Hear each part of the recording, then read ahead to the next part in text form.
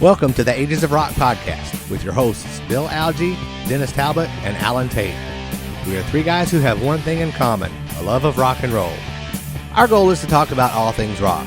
We hope you find this show intriguing, funny, and occasionally highly opinionated. Enjoy! Hey, this is Bill from Ages of Rock podcast. Dennis and Alan are on hiatus this week for a variety of reasons. This is episode number 345, so it's not our first rodeo, as you can see.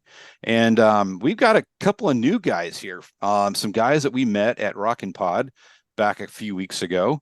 And so the band is called Blackwood. They dropped off a handy-dandy CD, which a great promo material, which I stole as we were giving up stuff at the end of the gig. We had people drop stuff off, and you guys did a really good job. There was like a bag with a black nylon bag that had the CD and some stickers and some other stuff in there. So from a promo perspective, you guys did a good job. Some of those other guys just dicking around. I don't know what they were doing. They were just, I don't know. A couple of them, I think, were too busy worried about their hair. Right. You might have and makeup in their gig. I don't know if you saw some crazy. It was like wasn't sure what the hell was going on there for a while. Anyway, a little bit wild. So let's introduce you guys. I'll let you guys go around and introduce yourselves and what instrument you play, and then we'll talk a little bit about Rockin' Pod to start. Okay. I'll go first. My name is Chris O'Brien. I am the front man and co-guitarist for Blackwood. And I'm Keith White. I play guitar and background vocals. I'm David Dix. I play the drums for Blackwood, and then we record all the stuff here. Cool. So is that your house? Is that where you record everything? It's my studio. It's not on the house. It's a detached thing, but yeah. Pretty cool. That's good. All right. So how did you guys get hooked up with the Rockin' Pod? I saw that you guys have been around for a couple of years now, right? Started in 2021. That was my fifth Rockin' Pod. Actually, we've been to all of them. Our group, there's about 6 podcasts that have been to all of them. And we're one of the lucky ones. It's been a blast, and it's been better every year. And this year was the best year. And last year I said last year was the best year, but it was really good. And I'm having lighting issues bad. I think it's this like white hair I have or some crazy shit. Anyway. We got hooked up with them through basically the way it all came down is people kind of talked about bands, local bands they would like to see there, and our name got thrown around a few times. This was they planned this thing for a long time, so it was in the early stages whenever they were talking about it. We've heard about the event for all these years, but I don't think they've ever had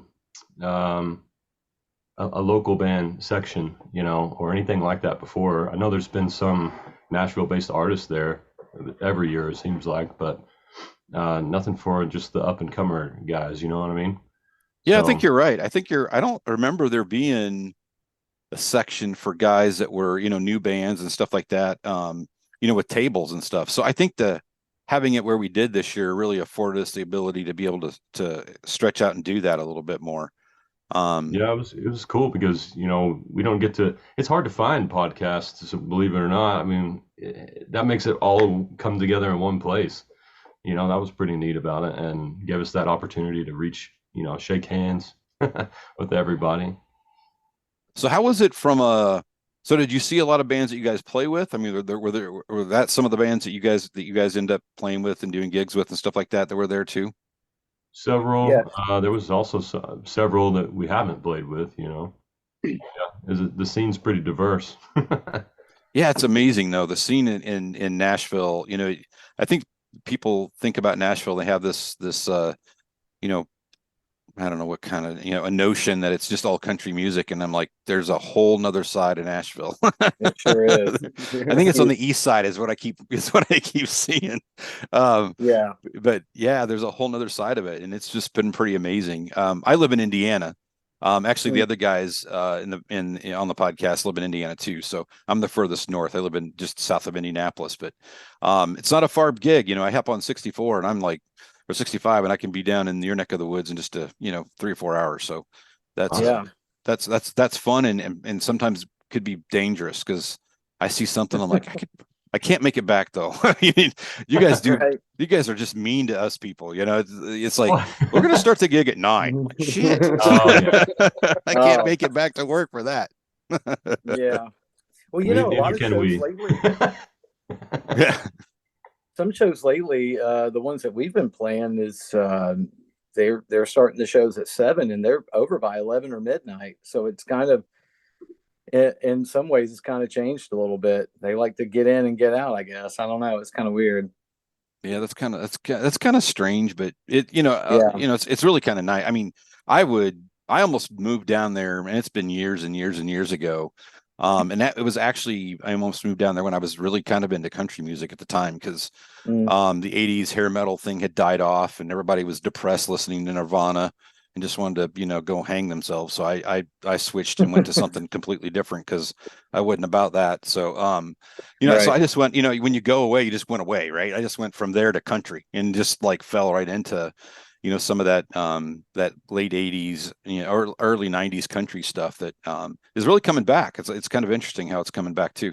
But yeah, we used to go down there all the time, but I almost moved down there and I wouldn't be doing what I do today if I moved down there. I'm sure I'd want to be in the business somehow and that kind of stuff. But man, I'd be in a damn bar or a show every night. I'm 100% confident I wouldn't be married. Because my wife would go, I'm not putting up with that shit. So that's right. Mine wouldn't either. Yeah. But yeah, I mean, it's just amazing. It's cool to go down there and go to new venues now. So I've been down there a couple times and been to a couple new venues. So went to this past Rockin' Pod, we had the thing at the bowling. We did the thing at the bowling alley. So that was pretty cool. Oh, yeah. The Rare Hair show was awesome. Yeah. I've been there, went to Bowie's. I've been there a couple of times now. That didn't exist until the last couple of years. So that's pretty cool. Yeah. I went to see Accept at Brooklyn Bowl. Yeah, that was a great show and a great venue. That's really cool. You guys played there? No, not yet. And we played the East Side Bowl. We played the East Side Bowl and we played what was the other one you said? We played the East Side Bowl. Yeah. So I've been to Marathon Music too, and been to whenever it was it the Mercy Lounge that used to be there in the cannery or whatever it was. Yeah. So I've been around down there a little bit, but man, there's so many cool venues to see stuff that I just try to stay the hell away from Broadway if at all possible. I mean, I kind of like going down there, but I remember now you said Bowie's. Yeah. Oh yeah. Actually, David and I played there once in an old band. And it was so chaotic, and it's not against the venue. It's not against the venue. It's just it's just really, really busy, and trying to load your gear in is like an absolute nightmare. I can't imagine. Is there an alley back there? Can you load in an alley? Where the bomb went off, so you can't even get behind. Right. Oh, that makes sense. Yeah, they had it closed off, so we had to load everything from the front, and it was down 3rd Avenue, and no way down a hill. About a block away or about half a block away. It wasn't fun. Park everything in the parking lot in the parking garage across the street and haul that shit over there. Yeah. Well, yeah, right. Yeah, we just kind of pulled up real quick, unloaded everything, and took off. Kind of one of those deals. But Bowie's is a cool place. Nashville needs a rock, just kind of a venue that people are walking around and can just walk into like they do at Tootsie's and Roberts and all that to hear their country music. They also have that, rock thing going at Bowie's, and it's a free for all. Doors open, walk in, do your thing, and no telling who you'll see. Yeah, it's a cool motif too. That's got. I think how they have it decorated is pretty cool. I was really paid a little more attention when I was down there this past couple of weeks ago at Rockin' Pod than I in the past, but right, because we've set a little closer to the front and didn't miss that whole mirror thing they have going on up there above that. I hadn't even seen it. So right, definitely a really cool room. It's more like a vibe of Broadway in a rock club. So it's like right, exactly. It's got to be fast. I mean, I think every 2 to 4 hours or something in that to that effect. They're switching bands just like they do on Broadway. So Yeah. when you have You a can have show a, in the evening, it's pretty hectic when you Wow. bring in all your gear. yeah. You can have an original band playing and then,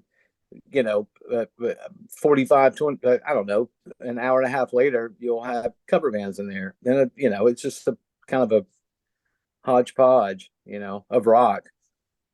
So it's pretty That's cool. great. Yeah. Yeah. Does it usually get pretty good crowds in there? If Yeah. you got the bridal parties, I mean, they come. I don't know. I've seen some Woo good girls. crowds there, but when we played there that one time, it was more of the woo girls, all that going on. Is that what you guys call them, the woo girls? That's That's all that. funny. All right. That's funny. That's all that happens. That's basically what came in. They come in, get a drink, make a bunch of noise, and then they would just rotate crowds Yeah. of people. It's what it felt like. I mean, every time you turn around, there's different people in there. Yeah. Yeah. So our Uber driver, we were driving down, so we got picked up when we left Bowie's. We got picked up right there on 3rd Street, not thinking we should have probably went a block up over and got on. I wasn't that smart at the time.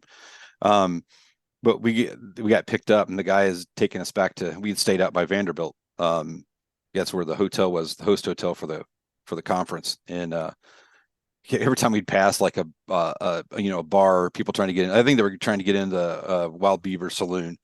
There's this group of girls, and they're all dressed in shorts and cowboy hats and silver and rhinestones, all this other stuff. And he goes, "Those are not locals." Yeah, right. He told us that about 5 times down the street. It's like definitely a phenomenon around here. It They'll is do that in crazy. 15-degree weather too. Yeah, it was. Yeah. Yeah, it was a little nippy. I mean, at night Yeah. for sure it was definitely nippy, but maybe they don't didn't care. No, Yeah. they don't. I've been in there when it's pretty cold and they don't care. So whatever. All right, let's talk Right. about you guys. So Cool. where are you guys? I mean, are you from Nashville? Or is that where you guys are? I know you're based out of there now, but is that where you guys are all from?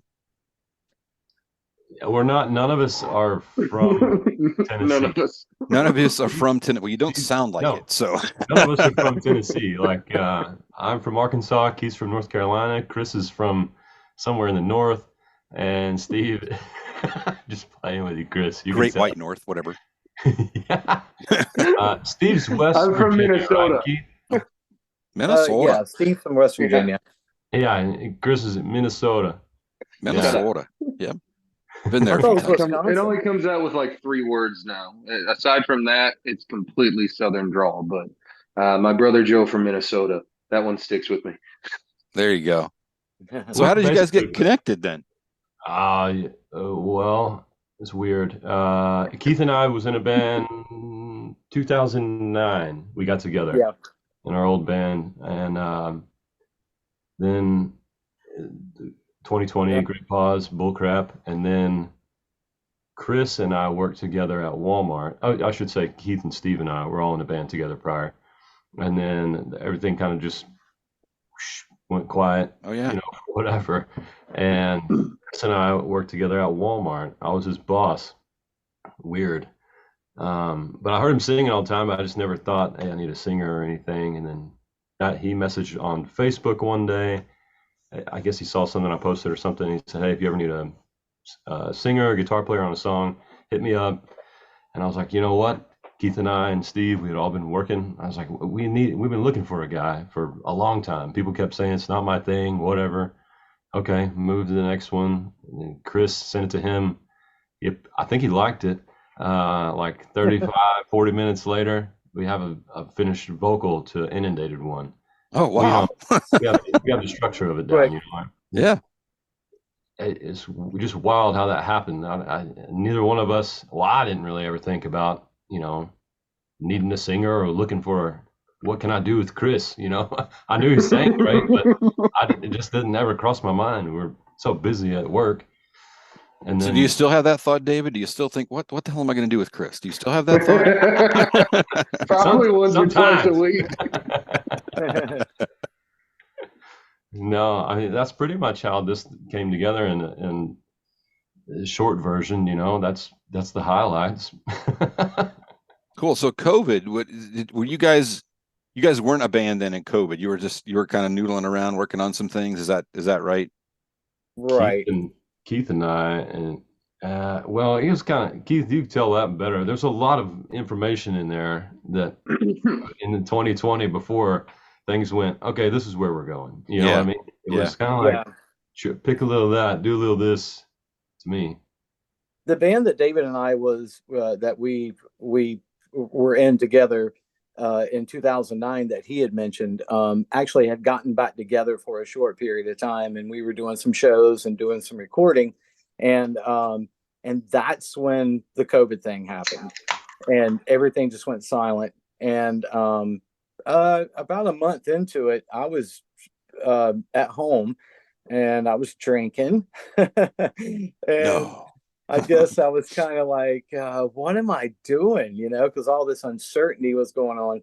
And I just texted David out of the blue. I'm like, hey, man, hey, are you sick? No. Are you? No. I'm like, we got to jam, dude. This is ridiculous. So we just started getting together, just me and him. And I think, well, we had written a few songs, I think two or three of them, which ended up on the CD that you have. That was written musically with him and I, and then eventually Steve, we got him back worked in, and then of course what David told you, getting Chris involved in it, and that's really in a nutshell how it happened. It really happened within David and I getting together in March, April, I guess. Wow, 3 years probably from April. Yeah. yeah, April. Because three I think years we didn't do this crap for a month. month solid. Didn't see nobody. Didn't do. And we're Yeah. like, okay, Nothing. man, what is Yeah. happening with our lives right now? We got to take it back. Yeah, it was a lot of uncertainty, and it was kind of weird. I mean, just come to think of it, and this just popped in my head, and I've never even mentioned this to the guys, but it was almost kind of you almost kind of needed it, because when Mhm. David and I just started, we're really good at just open jamming. We can just come up with a riff and just play and play, and so we're pretty good at that. And but it was kind of refreshing, I guess, in a way. We had a little break, and you just kind of go in there with no preconceived notion or anything. You just go in there and do your thing. But what happened, as always, we got songs coming out of it, because that's just, we've been doing it for so long together. Him and I and Steve, Mhm. or David, I and Steve, and so yeah, it just kind of came to. And then Chris bought some songs in that he had written, and we added that, and one of which is Lullaby on the CD you Oh have, yeah. and a great tune, and just, I don't know, it just, things really started cooking then, when he got into the band, because it was, now we felt like a unit, and just, working together. It worked out. It was great, but yeah. Yeah, that's cool. We've heard, I've heard a lot about, whenever we, interview anybody anymore, we talk a lot about, just the COVID and what it did and how it affected people and stuff like that. And it really, there's it was a lot of depressing times with that, because you couldn't connect and do things, but that also created a lot of opportunity for creativity and people getting It did. together and working on stuff that they couldn't get together on. And, I applaud the guys too that just said, I don't give a shit. I'm going to get together and make a record and do some stuff and hang out Yeah. with buddies, and we'll see what happens. Well, that was kind of the original Yeah. idea. We were just getting together, writing songs, and no venues were open, so it Oh wasn't yeah. like we needed a band really. So the initial idea is record a bunch of ideas, just demo them out, and then when things hopefully start coming back to life, we've got some material to work with, yeah, it worked. It was kind of nice, because you had a little bit of time to kind of wrap your head around some songs, and get things done. So yeah, I totally agree with you though. I saw that with a lot of bands too. Yeah. Yeah. Yeah. And there were some things that you kind of, it's kind of funny. There's a couple of different people that kind of got together, and you look at it and kind of like, that's kind of be weird, but it ended up being really pretty cool. So Yeah, it I think there's did. a lot of interesting stuff that came out of there. So this is the record you dropped off for me. Hopefully you can see it. I'm having some lighting issues, so I but can it's see it. Blackwood, which is your EP. It's got Inundated One, Train, Lose It All, Lullaby, and The Witch on there. What I did see on this record that I was expecting to see was Oh Holy Night. So Oh, If yeah. you could go back and re-record this and just throw that on there, that would be great. That'll be on No. our next release. Okay, so I'm just messing We're with doing a I'm just Christmas messing with you, album next obviously. year.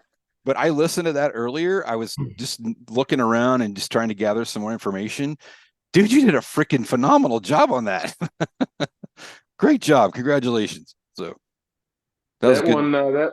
That one was born of some mighty trepidation. It was a song that meant a lot to me, just historically, and the melody. The melody of that song is my favorite melody that I've ever heard. And we were wanting to release something in the holiday spirits, and I was like, David, why don't we just do a quick one? And it turned into a little bit more than just a quick one. He did a great job actually putting some production value into it, but. I was really happy with how it turned out, and with the response that it got. It was kind of a little bit of nerves releasing something so calm as opposed to the music that we normally release. But it seemed like most people really enjoyed it, so that was touching. I think it's kind of cool. I mean, I think it's kind of cool when bands do something like that and they stretch out a little bit and do something you aren't expecting, and it ends up usually being pretty good because they know you're talented and you've got the talent, but to show it in a different light in a different way is pretty cool and pretty amazing stuff. So you guys want to talk about each one of the songs on here? Do you want to run through those real quick? There's a ton of them on here. It'll take us about an hour, but I'm just kidding. So you said Inundated one is one of the oldest songs. Is that correct? That is the first Blackwood song. That was I got some rough tracks that Keith and David had mixed down, and he asked me if I was interested in throwing some vocals over it. I was like, "Do you have any ideas, or just you want me to do everything, melody, lyrics, all that?" He said, "Yeah, just go wild on it." So I immediately went into the studio and I played the track I think 2 or 3 times, and then just started singing. It fell into place right away. I knew what I needed to say. I knew what the idea of the song was going to be, and I sent it back to David. And now my musical recording acumen is not very well trained, so I sent it to him, and I sent it to him the wrong way. So he basically what he received was a shaken up jigsaw puzzle. Nice. He sent it back to me. He was like, "Was this what you meant to do?" And I was like, "Oh no, this part actually goes here and this part goes here." And he's like, "Oh, cool. That makes a lot more sense. It sounded good, but I was like, I don't know about it." But so yeah, Inundated one was my first experience with Keith and David as far as their musicality, and that was our first finished song. Cool. All right. What about Train? Train is freaking awesome. Train, I got to tell this one. I had gotten a new pedal during COVID. Oh yeah. I was doing a lot of online shopping, and I bought this. What is it called? The Electro Harmonix POG POG pedal, and I like that octave sound. I've always been a big Jimmy Page fan, and just all that stuff. Anyway, so I got it, and I had my little practice set up over here, my little amp and stuff, and plugged it up. And it was one of the first, I don't know, you just do it. You pick up a guitar and you just start playing. All right, Chris, right? You just do things, kind of where to go, but you don't. And I came up with the that and took it to me and David and Steve. I think Steve was there, and Train was born. So it kind of, I don't know, Chris, were you around at the time that was? I wasn't around. You had already had most of it arranged. I think we might have tweaked it a little bit once I put words to it, Okay. but that was the third song that we ever played together. Yeah. And it was, I don't remember, it was either me or David. One of us said, "Man, that riff just feels like a train coming at you." And I went, "Yeah, it sure does." Yeah. And so the baby was born. Yeah, it was born out of just a noodle riff. And I was like, "Oh, that's kind of cool." So anytime I play anything, I better record it on my phone, because if I don't, I'll forget it. So I'm real bad at that, and always have been. So I got my phone, I recorded it, played it, and for them or David, and we just started jamming it, and it turned into Train. Yeah. Cool. Yeah. All right. How about Lose It All? Oh gosh. Do you want to take this one, Keith, or do you want me to get this one? Okay, This is fun. I'll do one more. So Lose It All actually was a different song. It was tuned different, it was played different, it was a different chorus. Yeah, I remember, yeah. And it was so funny. We had played it quite a few times at rehearsal, to the point it was we a were whole like, song. okay, yeah, it's like, hey, let's play that song, and we would play it. Well, one night, I don't know what it was, but I got home and I didn't text everybody in the group, and I just texted Chris, and I'm like, hey man, I don't really know how to say this, and I don't even remember the original title, but I said, that song, I hate it so much. He writes back like almost immediately. He goes, oh my God, me too. I can't stand that song. It's the worst one. So I'm like, well, look, we need to do something with it. Well, so my homework involved tuning the E string down to D and just switching everything down a whole step. And then I was like, hey, how about this? And then we just kind of converged on the rest of it, all of us, and kind of tackled it. And it completely changed from the original version. I mean, I'm not even kidding. I think the only thing that we kept from the original version, which Keith has this way of listening to me when I'm just kind of warming up, and that's one of the songs. The main riff was, I just finger picked something on my guitar one day, and Keith said, I like that. And then we wrote a song off of it, and then he changed the tuning. We found something that we actually liked, and that little finger picky riff turned into the main bow down, so it got re-envisioned, and everything else got scrapped. But yeah, I remember he texted me. He's like, I don't really like it. And I was like, I fucking hate this song. Thank you for saying it. Oh, it was a mutual thing. But the beautiful thing about it is it went from a song that I actually hated to like one of my favorite ones. Every time I see it come up on the list, I'm like, oh yeah, we're getting ready to dig in deep now. Same. Yep. Yeah. Cool. I never hated it. It wasn't as good as it is now. Oh yeah, yeah. There you go. All right, Lullaby, which is a little bit of a little different direction than the rest of it. It's our power ballad Chris wrote. Power ballad. It is. Yeah, it's a great song. Excuse me. Yeah, so Lullaby started. I've had just a little personal YouTube channel that I just kind of write songs, mostly just for myself, for about 15 years now. And as I started to get to know David, and he gave me a little bit of tips and tricks on recording things, I started to get back into it right before The Great Pause. And that was one of the songs to come out of The Great Pause. And it was mostly just kind of an acoustic driven song. And I think David, I think got a hold of it and was like, dude, this is a Blackwood song now. And I was like, I don't know if it is. I don't said really the same know. thing. And now I love it. He said, let's just play it. Let's make it a little bit heavier, really huge choruses. And I was like, okay, we'll try. And boy, I've learned so many times, but I learned especially in that moment to trust David's ear, because Lullaby turned from something that I thought was just kind of a cute song about, as we're kids, we have our own lullabies that put us to sleep. But when we grow up, it kind of shifts. We don't maybe not have audio lullabies, but we invest in somebody else and they become our lullabies and kind of the calm in the middle of the storm. So I was really happy to see it translate to a little bit heavier. I think it's a super power ballad. I won't say power ballad. I think it's got a little bit more something than a standard power ballad. I would agree. Pepper on it. Little pepper. A little pepper. That's a good analogy. And so on the EP, you come out of that and you go into The Witch. The Witch is not available anywhere but the EP. I noticed that. I'm not the guy to talk about the song. I think it's badass, just like the rest. I don't know how the song started, but I have one quick little anecdote. The first time that we jammed together, I think it was maybe the fourth or fifth song, Keith looked over at David and said, "Hey, David, has he heard the sludgy one?" And Oh, yeah. I went, what is the sludgy one? I need to hear it now. And he played the intro to The Witch. And I went, yeah, that we're gonna finish that right now. Yeah. So was that It, one that we had done prior, Keith? yes, it was. It was it wasn't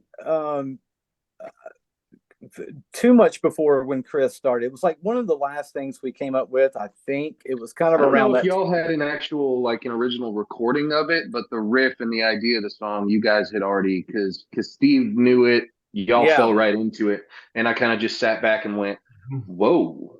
Yeah. Yeah. No, I remember now. Yeah. It was one of the Refresher. These are early great. songs. I love interviews because you get to refresh your history. You're like, oh, I forgot all about that. Yeah. Yeah. Just Yeah. It's imagine hard until you got like when 10 when records out and we're having this conversation. Oh Yeah. yeah. Right. Go back and watch the old one. it's hard when you're an up and coming band because you don't have the Wikipedia page. You can go research yourself and be like, "Yeah, that's where that one came from." If it makes Oh, you did feel any that. better when you're the interviewer, it doesn't help you either because you don't have a Wikipedia page. Right.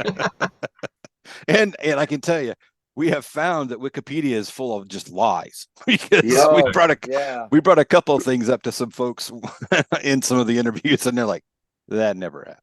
That's not us. Actually, one of my favorite YouTube Like one shit. of my favorite YouTube clips. Loudwire does the Wikipedia fact or fiction, and it's Yeah. hilarious sometimes to Oh, see yeah.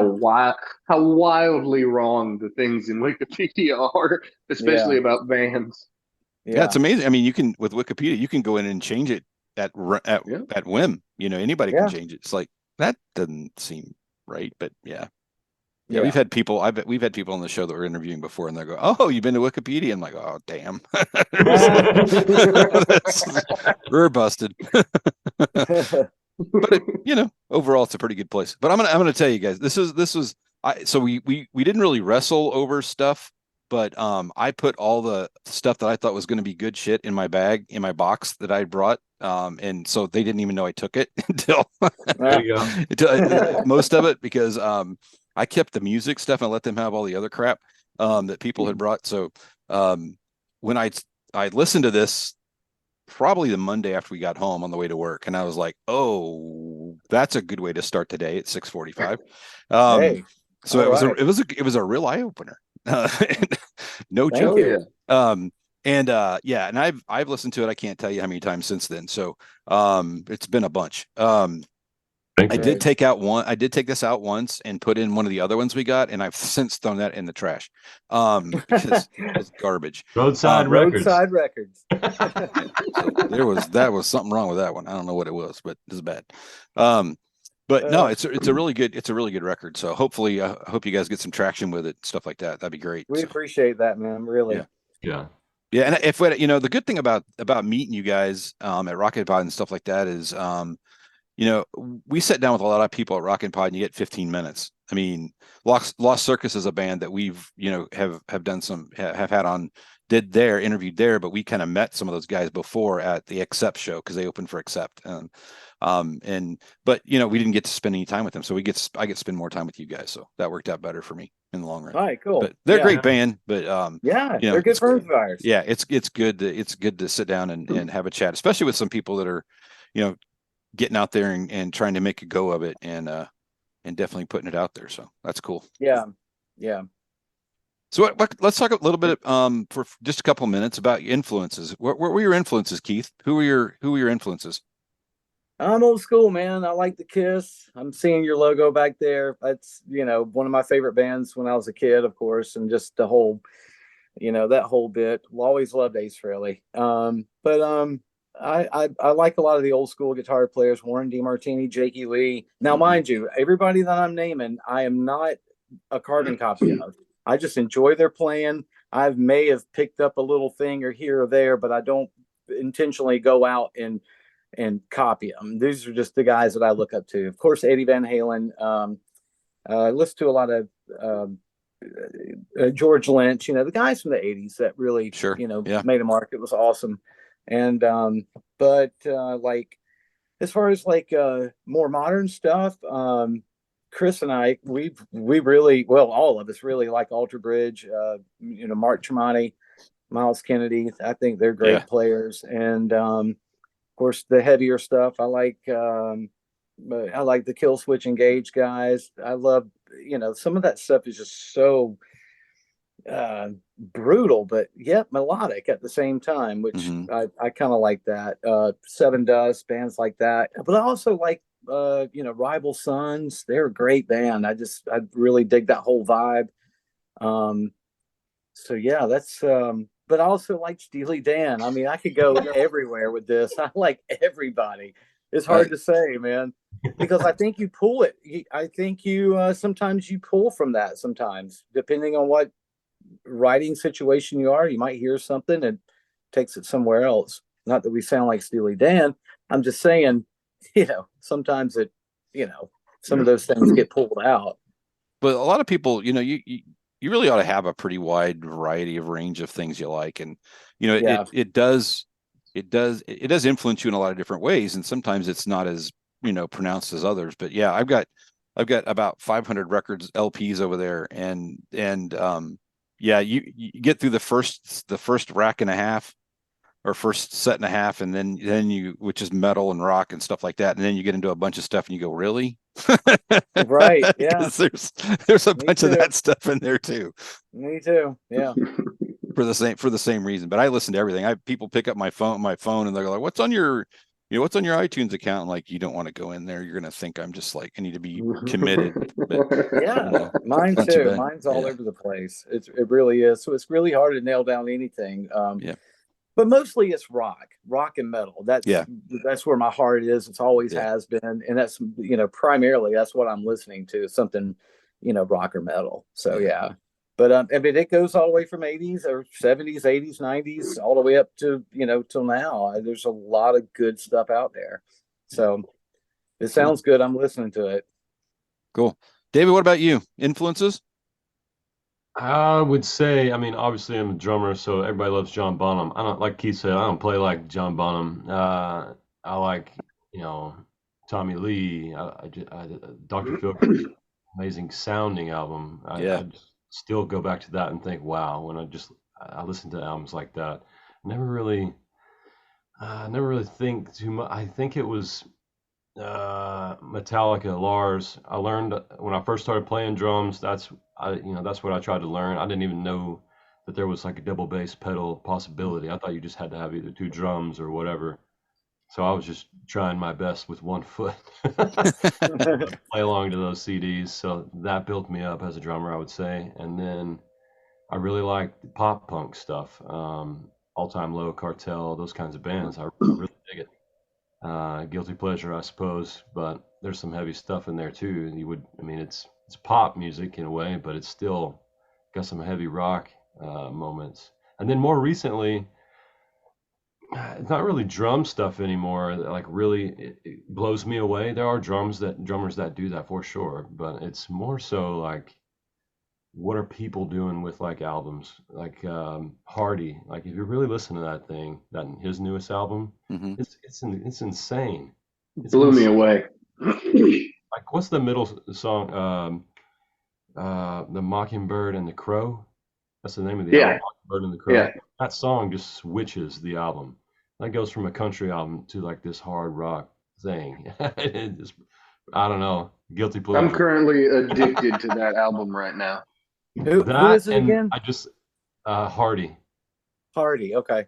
And I just checked out the Nickel Creek album. They just released it, produced by Eric Valentine. The sound of that album is insane. It sounds beautiful. Is that an older band? They've been around for a while. Yeah, that was 2010 or 12 was their last album. Yeah, they've been around for a while. And then that was kind of it. Yeah, I remember that. This is their comeback, I suppose. Oh, wow. That's kind of what I listen to these days. I don't really like. I like the style of the country drummers. They have some pretty heavy grooves. You don't really even think about that, but you see those guys play live, you're like, wow, they're getting after it. Again, I don't see myself as that kind of drummer at all. I would love to be, but it just doesn't come. It's like whatever you're playing, that's what comes out. You can try for something, but that may take away from the fun in it occasionally. Sometimes it's fun to try, obviously new things, but if you keep trying all the time, the band's like, what the hell are you doing, man? Like we're trying to write a song here.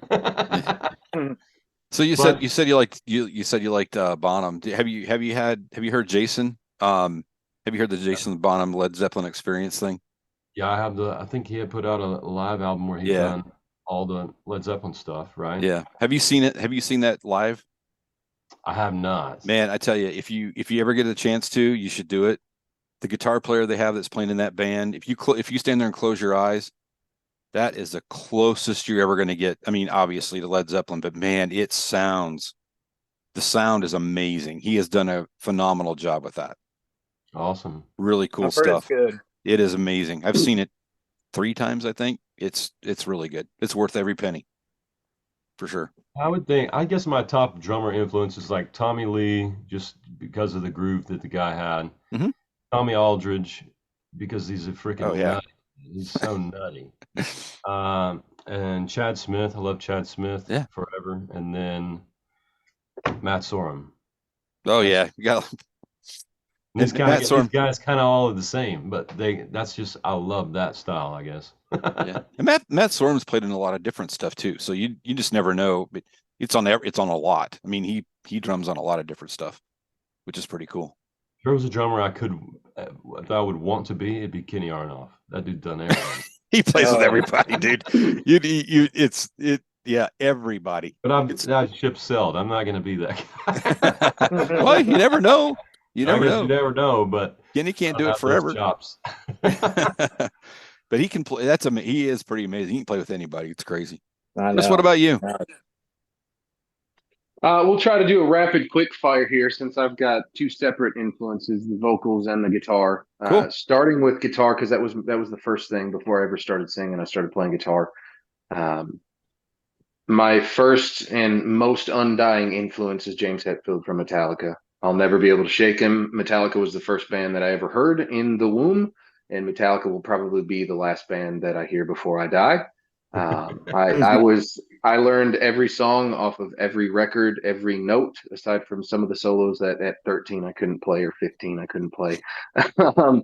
I was huge into Metallica for guitars. Then I switched to Megadeth for a little while because of Marty Friedman. Any of the records with Marty Friedman, his style had a fluidity to it that I got sucked to it like a magnet.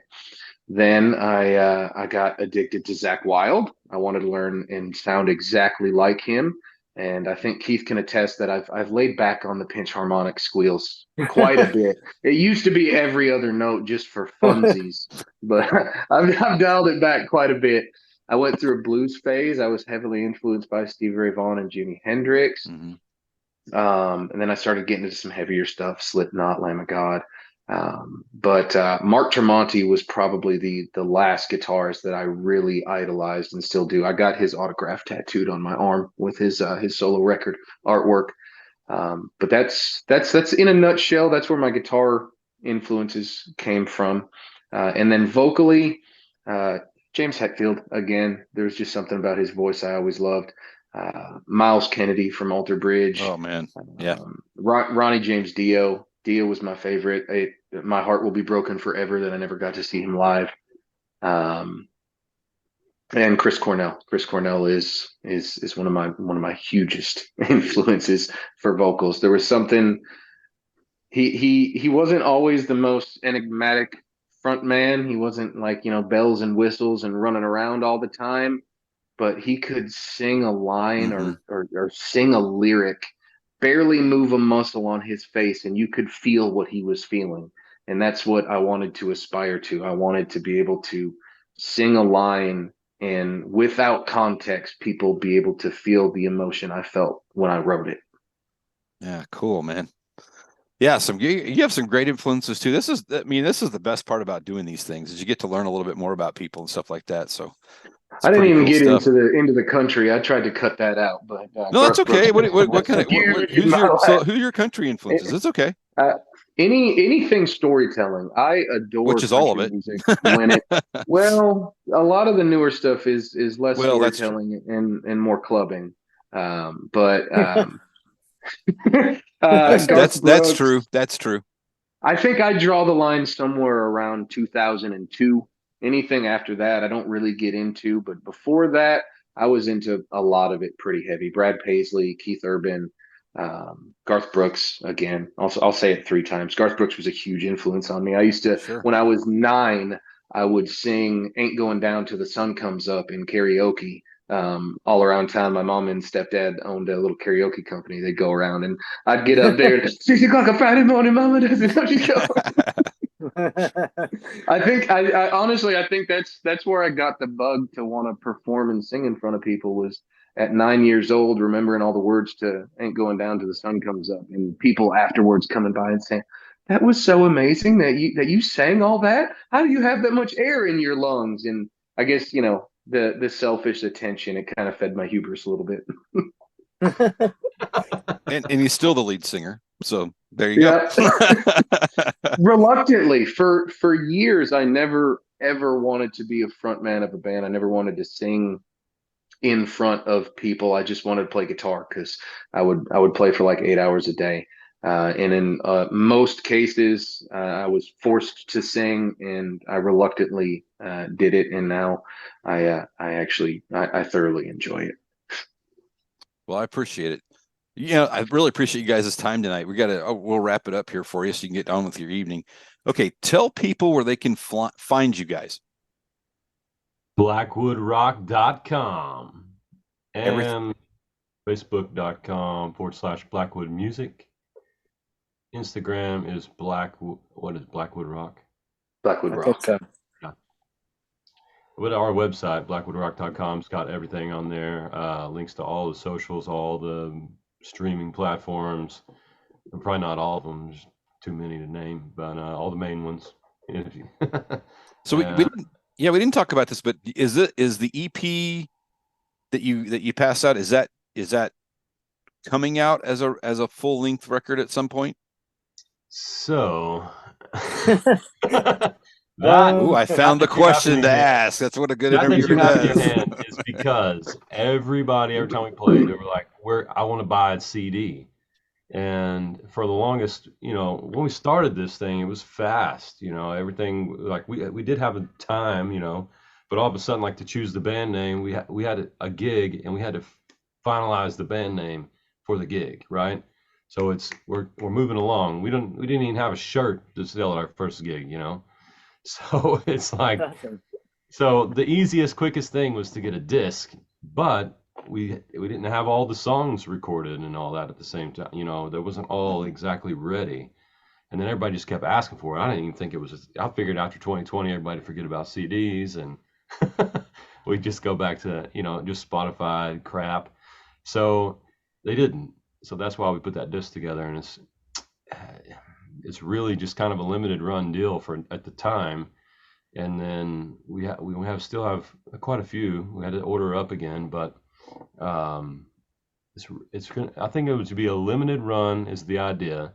We're gonna probably release one more single this year, and then we're trying to work on booking shows, making that a big priority right now.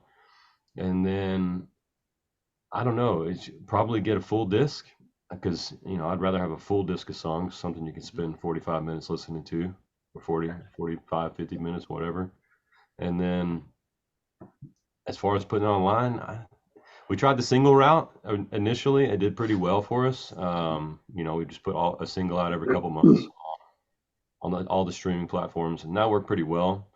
We'll probably do one more single, and then I think at that point it's kind of time to put out a bigger thing, But I don't know. We haven't really all settled on that yet. I just kind of my thought, and we've kind of tossed it around amongst everybody. That's kind of where we're at with it. But hopefully, maybe by the end of this year, we'll have a whole new disc recorded, and that could be something new. So some new songs. We got plenty of new songs. Well, that's cool. All right, well, you guys hang around for just a second. Let me take us out of here, and I'll hit the stop button. Then we can chat again here for just a second. You. All right, so thank you guys. Thanks, Blackwood, for joining us. Thank Chris and Keith and David. You guys did a great job, and I really appreciate your time today. Hang out for just a second. You can find us on agesofrock.podcast.com. You can find us on all the social streaming medias. You can find us on YouTube and all that kind of bullshit stuff. So peace out, and we will see you next week. Woo!